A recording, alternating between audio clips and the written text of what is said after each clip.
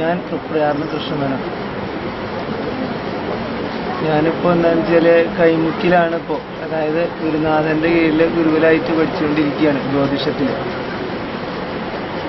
ഇതേ വരുന്നു ഗുരുനാഥൻ്റെ കീഴിൽ. ഗുരുനാഥനെ പറയുകയാണെങ്കിൽ എന്താ വെച്ചാൽ ഗുരുനാഥൻ വൈദികനാണ്, ജ്യോതിഷനാണ്, അതായത് സംഗീതം, അതായത് കഥകളി, അതുപോലെ തന്നെ സംഗീതത്തിൽ തന്നെ ചെണ്ട, അതേപോലെ മറ്റ് ഇതൊക്കെ കൈകാര്യം ചെയ്യുന്ന ഒരാളാണ്. അങ്ങനെ നോക്കുകയാണെങ്കിൽ എനിക്ക് കൈമുക്കിൽ വരിക അതുപോലെ തന്നെ ജ്യോതിഷം പഠിക്കുക എന്നൊക്കെ പറയുമ്പോൾ ഒരു മഹാഭാഗ്യമായിട്ടാണ് ഞാൻ കരുതിയിരിക്കുന്നത്. മാത്രമല്ല അതിൽ വന്നു വിട്ടു എന്ന് മാത്രമല്ല, അതിരാത്രം അതിൻ്റെ പുറമെ തന്നെ വരിക, അതിൽ പങ്കുകൊള്ളുക, അദ്ദേഹത്തിൻ്റെ ശിഷ്യനായിട്ട് ഈ ക്രിയയിൽ പങ്കുകൊള്ളുക, അതിരാത്രത്തിൻ്റെ ക്രിയയിലും കൂടി എന്നെ പങ്കുകൊള്ളിച്ചു എന്നുള്ളതാണ്. അതൊക്കെ എന്നെ സംബന്ധിച്ചിട്ടൊരു മഹാഭാഗ്യമായിട്ട് ഞാൻ കരുതി. പിന്നെ മറ്റിപ്പോൾ പണ്ഡിതന്മാരായ ഒരുപാട് ജ്യോത്സ്യന്മാരുണ്ട്, ഇദ്ദേഹത്തിൻ്റെ അത്ര തന്നെ പണ്ഡിതന്മാർ ഉണ്ട്. എങ്കിലും ഇദ്ദേഹത്തിന് എന്ന് പറയുമ്പോൾ ഒരു വൈദികൻ എന്നുള്ള ബന്ധപ്പെടുത്തി വരുമ്പോൾ ചക്ഷുസ്, വേദത്തിൻ്റെ ചക്ഷുസ് തന്നെയാണ് ജ്യോതിഷം. അപ്പോൾ വൈദികൻ എന്ന് പറയുമ്പോൾ ഇതിൻ്റെ പ്രാധാന്യം അവിടെയാണ്. അപ്പോൾ ജ്യോത്സ്യന്മാരിൽ തന്നെ മുന്തിയ സ്ഥാനമാണ് ഇദ്ദേഹത്തിന്. പിന്നെ ഇപ്പോൾ എന്താണെന്ന് വെച്ചാൽ ഇദ്ദേഹത്തെക്കുറിച്ച് ശിഷ്യ സമൂഹത്തിൽ ഇപ്പം ഞാൻ മാത്രമേ ഉള്ളൂ അദ്ദേഹത്തിൻ്റെ ഇവിടെ പഠിച്ചുകൊണ്ടിരിക്കുന്നത്. ഇപ്പോൾ ഞാൻ മാത്രമേ ഉള്ളൂ, ഒരുപാട് പേര് പഠിച്ചു കഴിഞ്ഞു.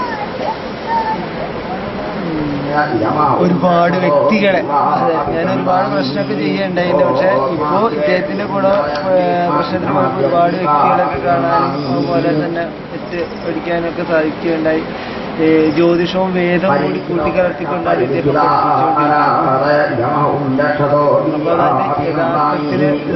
വിധത്തിലുള്ളത്. പിന്നെ ഇദ്ദേഹത്തിന്റെ പാരമ്പര്യം എന്ന് പറയുമ്പോൾ തന്നെ ഇദ്ദേഹത്തിന്റെ വല്യേട്ടൻ എന്നുള്ള പരമേശ്വരൻ തിരുമേനിയുടെ പാരമ്പര്യമുണ്ട്.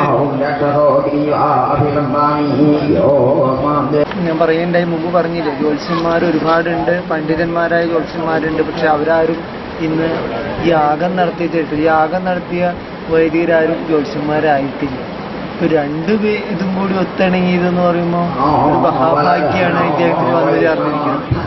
അതും 3 യാഗം നടത്തുക, അതായത് അഗ്നിയാധാനം, അതുപോലെ സ്വാമിയാഗം, ദപ്പം, അതിരാത്രം, അതിൽ നിന്ന് അക്കിത്തിരിപ്പാടാവാനായിട്ട് അവരോധിക്കപ്പെടുന്ന ചടങ്ങാണ് ഇപ്പൊ അടുത്ത് നടക്കാൻ പോകുന്നത്. മാത്രമല്ല ഭാഗ്യം ഉണ്ടെങ്കിൽ അദ്ദേഹത്തിന് ഭാഗ്യം ഉണ്ടാവും തന്നെ പ്രതീക്ഷിക്കുക. വാജ്പേയം എന്നുള്ള യാഗം നടത്തുന്ന പറയുന്നത് നമുക്കൊക്കെ പ്രത്യാശിക്കാം, അതും അദ്ദേഹം നടത്തും.